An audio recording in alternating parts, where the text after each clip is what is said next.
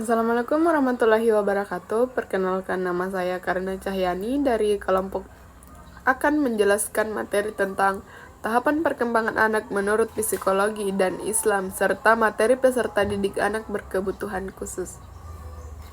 Baik, di sini saya akan menjelaskan tentang latar belakang. Dalam perspektif psikologi perkembangan, manusia dipandang sebagai proses yang berlangsung secara bertahap dan berkesinambungan sejak masa kanak-kanak hingga dewasa. Tokoh-tokoh seperti Jean Piaget dan Erik Erikson dan Sigmund Freud memberikan landasan teoritis mengenai tahapan-tahapan perkembangan kognitif, sosial, dan kepribadian. Pemahaman terhadap perkembangan psikologi juga sangat penting dalam konteks pendidikan. Bagi peserta didik berkebutuhan khusus atau ABK, mereka memiliki karakteristik dan kebutuhan belajar yang berbeda dari peserta didik pada umumnya.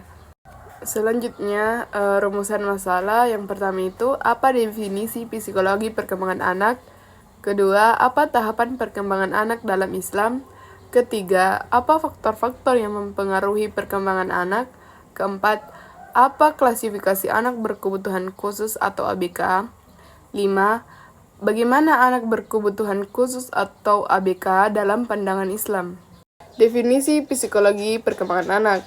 Psikologi secara etimologis berasal dari bahasa Yunani, yang itu kata psiko yang berarti jiwa dan logos yang berarti ilmu. Maka secara harafiah, psikologi diartikan sebagai ilmu yang mempelajari jiwa.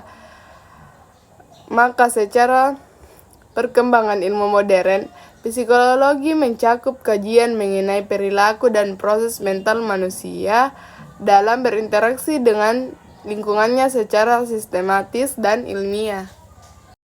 Selanjutnya, tahapan perkembangan anak dalam Islam. Secara umum, tahapan tersebut meliputi yang pertama itu fase TIF, 0-7 tahun, masa pertumbuhan fisik dan penanaman kasih sayang. Pada fase ini, anak perlu mendapatkan cinta, perlindungan, dan stimulasi sensori motor secara intensif. Kedua, fase Tamis, 7-14 tahun, masa kemampuan membedakan benar dan salah. Pendidikan formal agama, disiplin moral, dan latihan ibadah harus dimulai sejak fase ini. Terakhir, fase Bulk, 14 tahun ke atas, masa kedewasaan biologis dan tanggung jawab syar'i anak mulai dibebani aktif atau hukum Islam dan didorong untuk mandiri secara sosial dan spiritual. Selanjutnya, faktor-faktor yang mempengaruhi pertumbuhan anak. Yang pertama itu faktor bawaan. Anak adalah pilar masa depan bangsa kita. Oleh karena itu, kebutuhan anak penting untuk dipenuhi. Kondisi fisik, mental, dan emosional ibu pada masa kehamilan memang berperan penting dalam pertumbuhan dan perkembangan anak. Kedua, lingkungan. Dalam hadis mengatakan bahwa tiap bayi lahir dalam keadaan fitrah. Orang tuanya lah yang membuat ia Yahudi, Nasrani, Majusi. Hadis riwayat Bukhari. Sedangkan dalam hadis lain, Nabi Muhammad menunjukkan bagaimana teman dapat mempengaruhi seluruh perilaku, karakter, dan perbuatan seseorang dalam memberikan perumpamaan. Ketiga, ketetapan Allah atau takdir.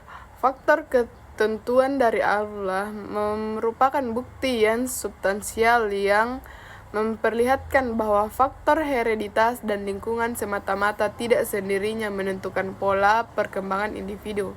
Selanjutnya, mengklarifikasi anak berkebutuhan khusus. Bagian A, kelainan fisik, merupakan kelainan yang terjadi pada satu atau lebih dari organ tubuh tertentu yang menyebabkan fungsinya terganggu, seperti pada alat indera, meliputi penglihatan, pendengaran, organ bicara, alat motorik tubuh meliputi otot dan tulang, sistem syaraf, dan lain sebagainya.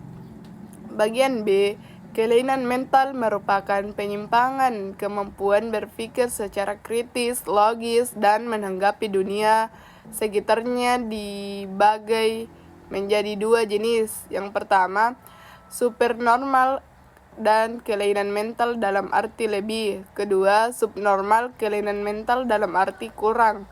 Bagian C, kelainan perilaku sosial, yaitu dialami oleh anak-anak yang sulit menyesuaikan diri terhadap lingkungan, tata tertib, norma sosial, dan lain-lain sepertinya. Kompensasi berlebihan sering bentrok dengan lingkungan, pelanggaran hukum atau norma maupun kesopanan. Anak berkebutuhan khusus dalam pandangan Islam. Allah Subhanahu wa Ta'ala adalah pencipta alam semesta dengan segala isinya, termasuk anak penyandang disabilitas. Tidak terlepas dari kuasa Allah Subhanahu wa Ta'ala.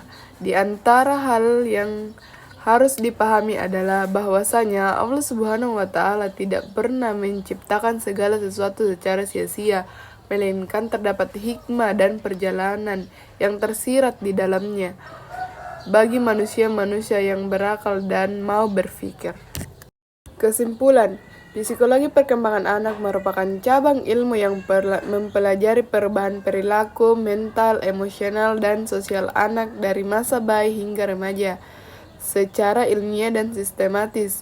Kajian ini membantu memahami tahapan pertumbuhan dan faktor-faktor yang mempengaruhi perkembangan anak baik dari segi bawaan, lingkungan, maupun ketetapan Allah Subhanahu wa Ta'ala.